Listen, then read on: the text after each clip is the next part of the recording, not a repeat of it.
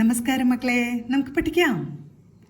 ഇന്ന് നമുക്ക് 11ാമത്തെ സ്വരാക്ഷരമായ ഓ പഠിക്കാം. സ്വരാക്ഷരം ഓ എങ്ങനെ എഴുതാമെന്ന് നോക്കാം. 2 വരയുടെ താഴത്തെ വരയിൽ നിന്ന് തൊട്ടുകൊണ്ട് തന്നെ ഒരു 0 വരച്ച് ആ 0ൻ്റെ സൈഡിലൂടെ എടുത്ത് മുകളിലത്തെ വരയിൽ തൊട്ടുകൊണ്ട് സൈഡിലൊരു 3 വരയ്ക്കുന്ന പോലെ വരയ്ക്കുക. ഇപ്പോൾ ഓ എന്ന അക്ഷരമായി. ഒരിക്കൽ കൂടെ എഴുതാം. 2 വരയുടെ താഴത്തെ വരയുടെ തൊട്ടുകൊണ്ട് തന്നെ ഒരു 0 വരച്ച് 0ൻ്റെ സൈഡിലൂടെ മുകളിലെ വരയിൽ തൊട്ടുകൊണ്ട് ഒരു 3 എന്ന രീതിയിൽ വരച്ചാൽ ഓ എന്ന അക്ഷരമായി. ഇനി നമുക്ക് ഓ വരുന്ന വാക്കുകൾ എഴുതാം. ആദ്യം 1 എന്നെഴുതാം. 1. ഓ. ആദ്യം ഓ എഴുതുന്നു. ഓ. നാ ഉറപ്പിച്ചു വച്ചിരിക്കുന്നുണ്ട്.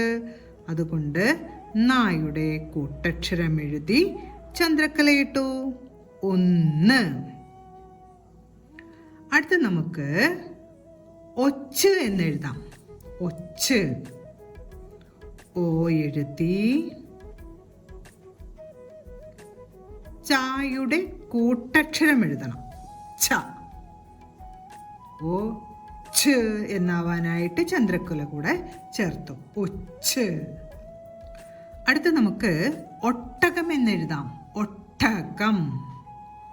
ഓ എഴുതി തൊട്ടടുത്ത് ടായുടെ കൂട്ടക്ഷരമാണ് കേൾക്കുന്നത്. ട.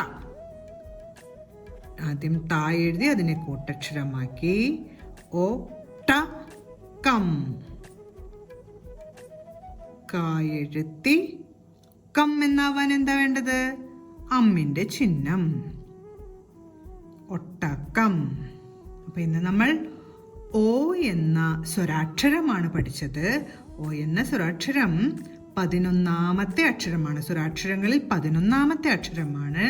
ഓ വരുന്ന വാക്കുകളായ 1, ഒച്ച്, ഒട്ടകം എന്നീ വാക്കുകളും നമ്മൾ പഠിച്ചു.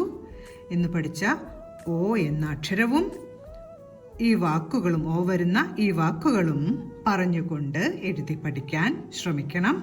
അടുത്ത ക്ലാസ്സിൽ കാണാം മക്കളെ. നമസ്കാരം.